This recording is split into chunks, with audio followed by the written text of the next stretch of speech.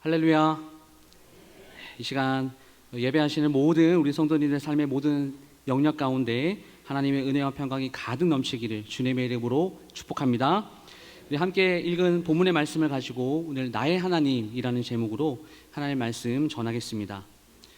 설교를 시작하기 전에 먼저 이런 질문을 하나 드리고 싶은데요. 제가 한번 질문 드려보겠습니다. 우리는 어떤 하나님을 믿고 있습니까?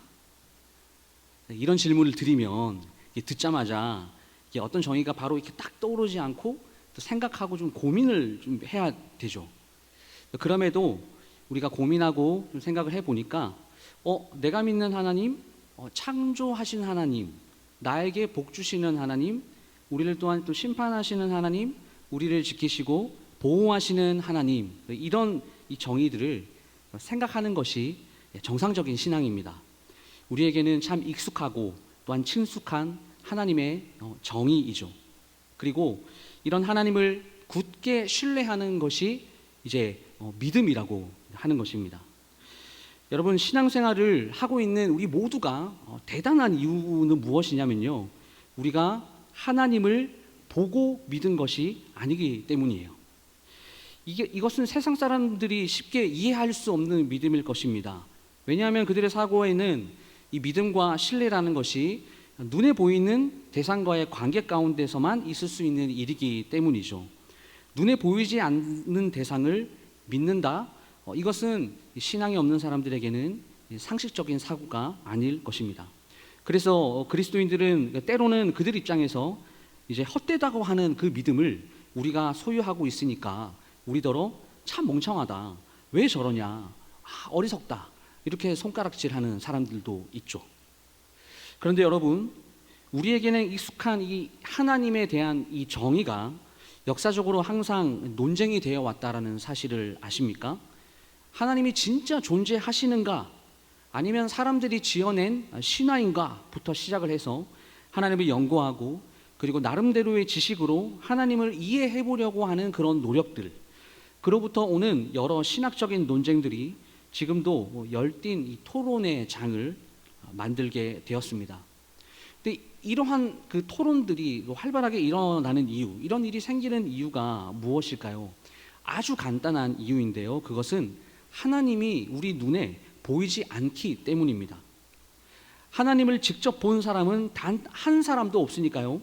자신의 관점에서 하나님에 대한 다양한 관점과 그 견해들을 내놓는 것이죠. 그럼 어떤 견해들이 있을까요? 먼저 하나님 존재 자체를 아예 부정하는 사람들이 있습니다.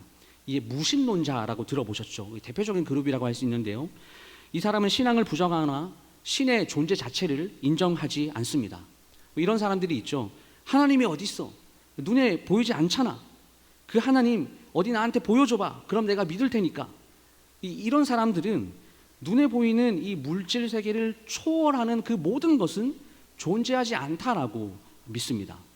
근데 이런 무신론자들, 성경에서는 과연 무엇이라고 말할까요? 시편 14편 1절 말씀인데요. 어리석은 자는 그의 마음에 이르기를 하나님이 없다 하는도다. 그들은 부패하고 그 행실이 가증하니 선을 행하는 자가 없도다. 하나님은 무신론자들을 어리석은 자 이렇게 평가하십니다. 그리고 그들은 부패하고 행실이 가증하고 선을 행하지 않는다라고 선언하십니다. 그리고 다음으로는 하나님에 대한 존재를 알긴 아는데 이 잘못 이해하는 견해가 있습니다. 대표적으로는 이제 범신론이라는 게 있어요. 이 범신론을 주장하는 사람들은 이 땅에 존재하는 모든 것이 다 하나님이다, 이렇게 주장을 합니다. 이런 주장을 하게 되면 어떻게 될까요? 불교가 믿는 석가모니도 하나님이 되고, 이슬람의 모하메드도 하나님이 되고, 힌두교가 신봉하는 모든 동물들도 결국 하나님이 되는 것이죠. 근데 이름은 다르지만 모두가 한 하나님을 믿고 있게 되는 것입니다. 이런 이야기들이 나오게 되는 겁니다. 그래서 오직 예수, 이것을 희석시키고 예수 외에도 구원이 있다, 이런 이야기, 종교다원주의, 종교 통합, 이런 말도 안 되는 그런 움직임들이 지금 우리가 살아가는 세상에서 일어나고 있는 일이죠. 그런데 성경은 이런 범신론에 대해서 어떻게 평가합니까? 로마서 1장 25절 말씀에 이는 그들이 하나님의 진리를 거짓 것으로 바꾸어 피조물을 조물 주보다 더 경배하고 섬김이라. 주는 곧 영원히 찬송할 이시로다. 아멘.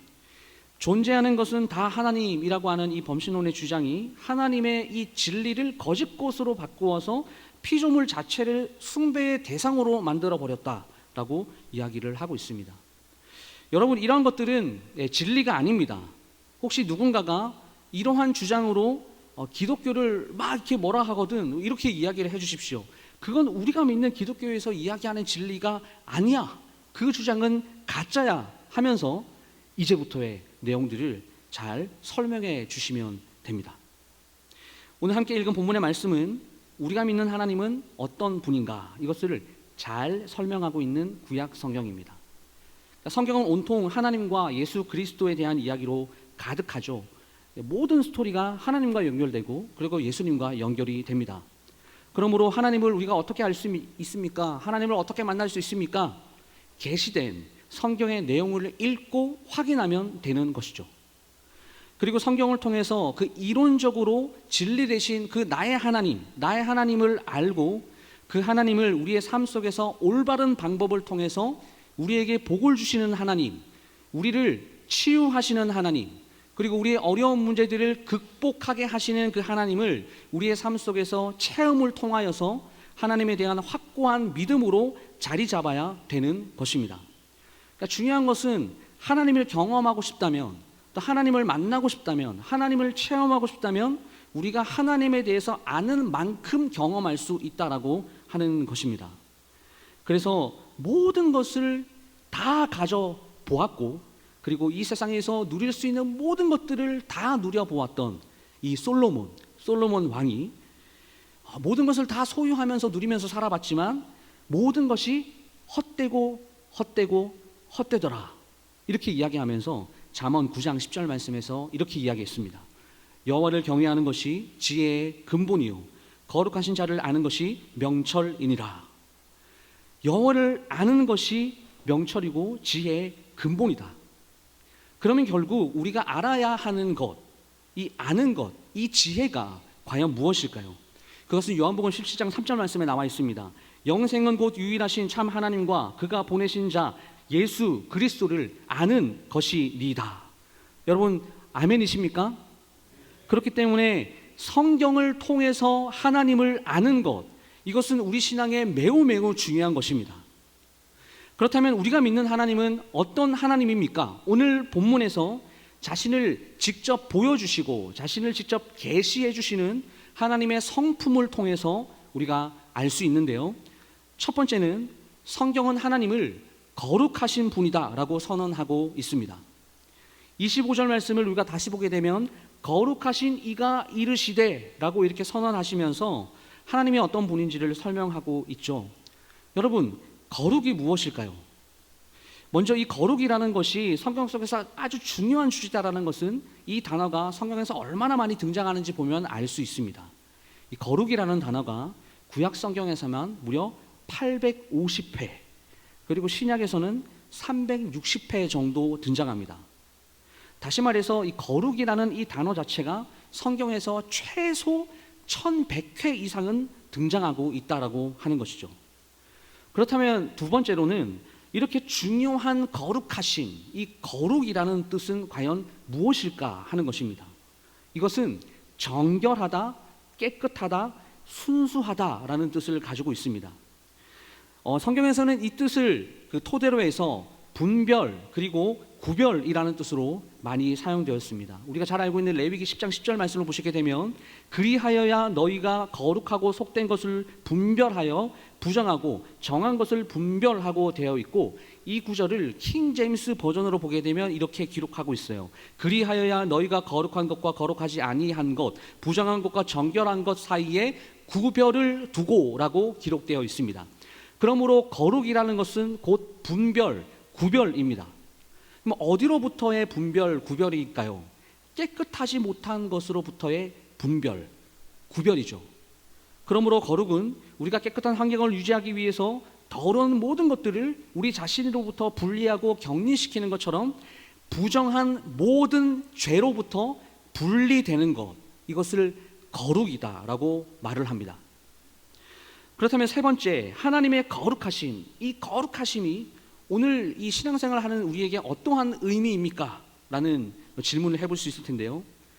부정한 모든 것으로부터 구별된 존재, 그러니까 절대 부정하지 않은 존재, 즉 죄가 없는 존재, 이런 존재가 지상에 존재할까요?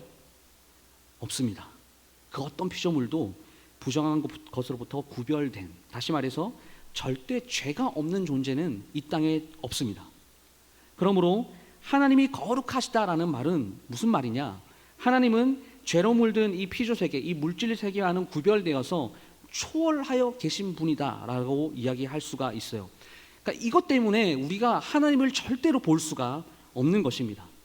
우리는 죄로 인하여 부정한 존재가 되었기 때문에 초월하여 계시는 그 거룩하신 하나님을 만날 수도 없고 볼 수도 없고 만질 수도 없는 것이죠.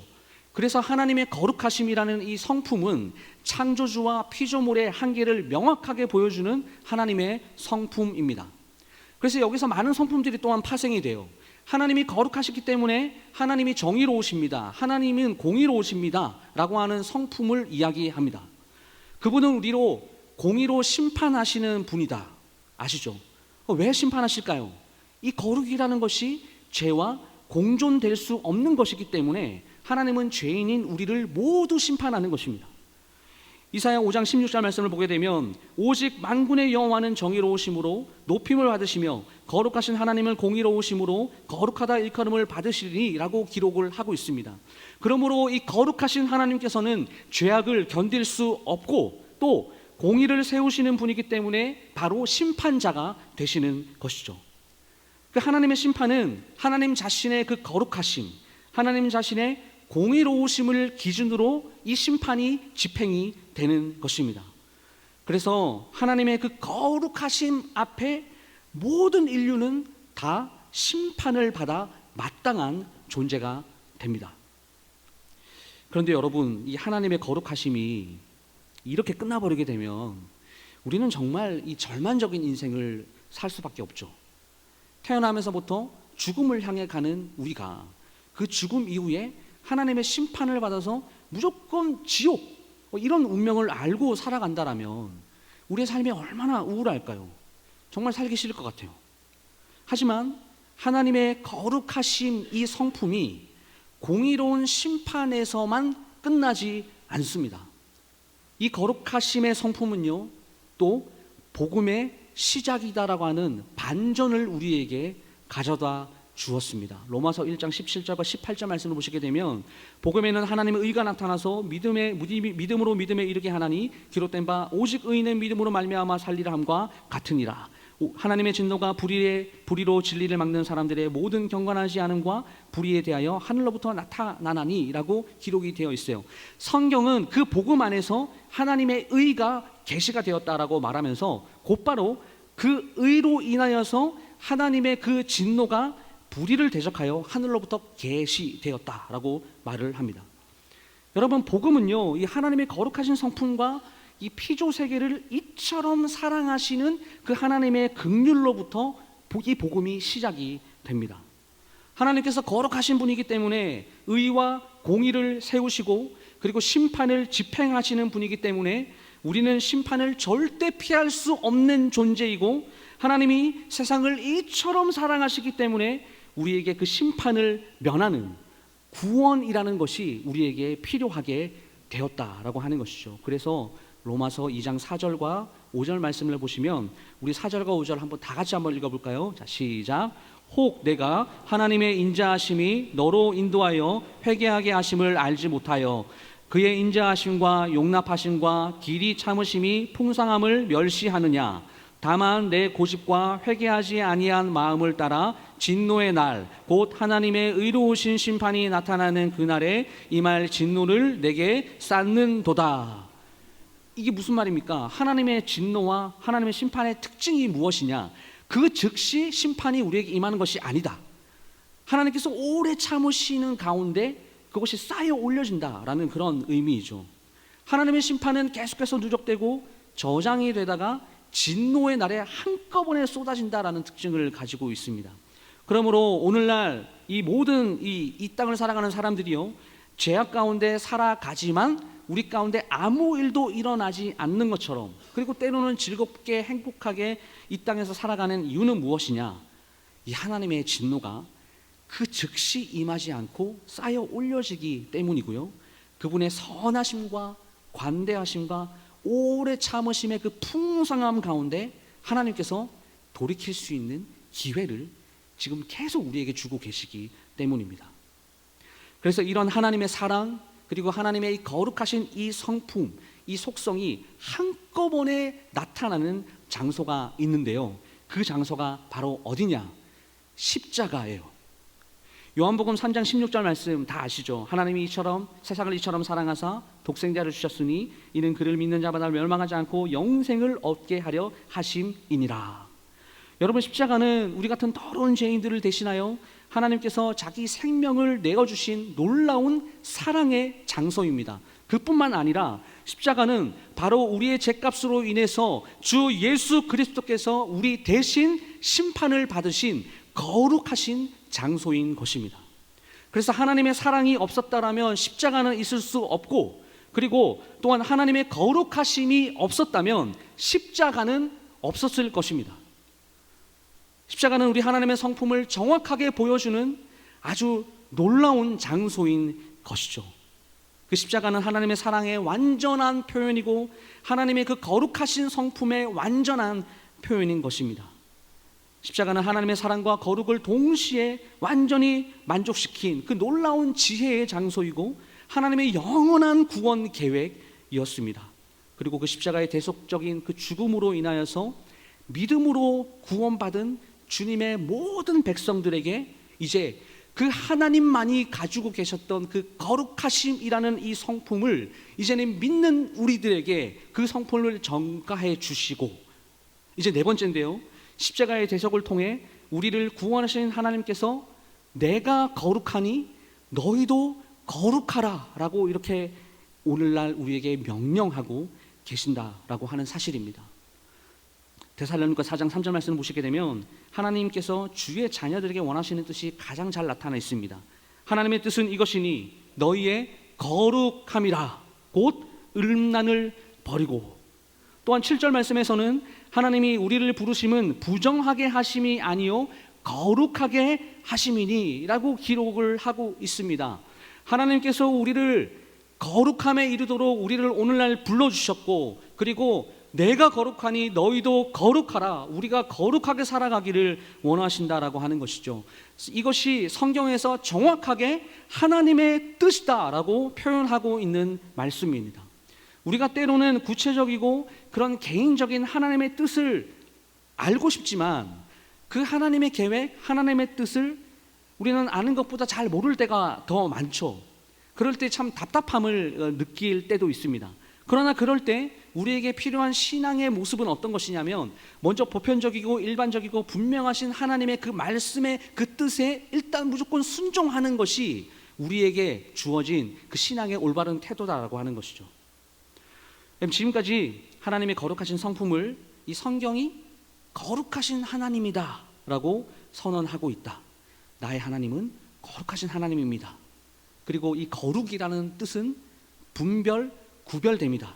이 거룩의 의미에 대해서 좀 나누었고요, 마지막으로 우리에게 동일하게 하나님께서 너희도 거룩하라 라고 이렇게 명령하고 있다라는 말씀을 나눴는데요, 이제 마지막으로 우리의 신앙과 삶 속에서 이 하나님의 거룩하신 이 성품이 어떻게 나타나고 어떻게 적용이 되어야 될까?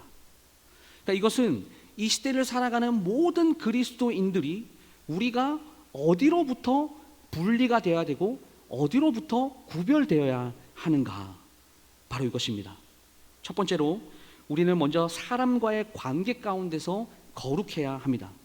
시편의 가장 이 첫 시편 1편 1절에서 바로 이 사실을 기록하고 있는데요, 아시죠? 복 있는 사람은 악인의 길을 따르지 아니하며 죄인의 길에 서지 아니하며 오만한 자들의 자리에 앉지 아니하고, 이렇게 되어 있어요. 경건하지 못한 사람들과의 그 자리에서부터 분리되는 사람이 복 있는 사람이다, 이렇게 말씀을 하고 있습니다. 사람은 만남을 통해서 어떤 영향을 이렇게 주고받는데요, 우리가 좋은 선생님을 만나면 좋은 학창 시절을 보낼 수 있죠. 그 추억이 계속 잔상이 남아요. 나쁜 친구들을 만나면 나쁜 것을 먼저 서로 배우게 됩니다. 이처럼 우리가 더 나아가서 하나님께 속하여서 하나님 안에서 거룩하게 된다면 우리는 하나님으로부터 가장 강력한 그 거룩의 영향을 받게 될 것이다 라고 하는 사실이죠. 두 번째로는 우리는 세상 문화로부터 구별돼야 합니다. 성경은 세상과 친구 되는 자는 하나님과 원수 된다라고 말을 하고 있어요.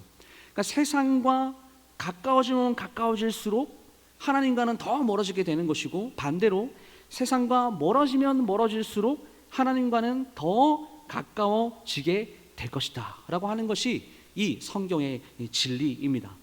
또한 세 번째로 우리는 모든 거짓 교리와 세속적인 가치관으로부터 구별되어야 합니다. 요즘에 여러 가지 그 이단적인 그 사상들, 그리고 이 비진리가 너무나 많죠. 근데 우리가 이러한 부분들로부터 분리해야 할 뿐 아니라 물질 만능주의와 같은 이런 세상에서 이야기하는 이 세속적인 가치관들, 이 세상 철학과 그리고 이 세속적인 가치관으로부터 우리는 멀어져야 합니다. 그것이 바로 거룩이다라고 하는 사실이죠.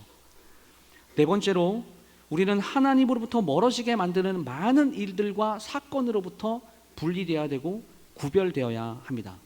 여러분, 디모데후서 2장 4절에서 우리가 세상 삶의 일에 얽매이지 말아야 된다라고 말씀을 하고 있는데요, 우리는 하나님을 소홀히 여길 정도로 뭔가 얽매이거나 그리고 우리 자신을 그 하나님과 멀어지게 하는 일로부터, 지치게 하는 일들부터 사실 가능한 구별되어야 되고 그것을 분리시켜야 됩니다. 단적인 예로 그것이 어떤 동호회 활동들이 될 수가 있겠고 여가 활동들이 될 수도 있을 것 같아요. 어쨌든 무엇이든지 하나님으로부터 멀어지게 만드는 그 모든 일들로부터 우리는 구별되어야 하고 분리가 되어야 한다라고 하는 사실입니다. 말씀을 마무리하겠습니다. 이 R.C. 스프롤이라고 하는, 제가 개인적으로 가장 좋아하는 또 저자이기도 하지만 하나님의 거룩하심이라고 하는 책이 있습니다. 이 책에서 이 저자가 다음과 같이 이야기를 했습니다. 내가 거룩하니 너희도 몸을 구별하여 거룩하게 하고 라는 말씀처럼 거룩함은 하나님을 믿고 사랑하는 사람으로서 우리의 목적이기도 하다. 세상은 하나님을 공경하지도 경외하지도 존중하지도 않기 때문이다. 또 다른 말이 있습니다.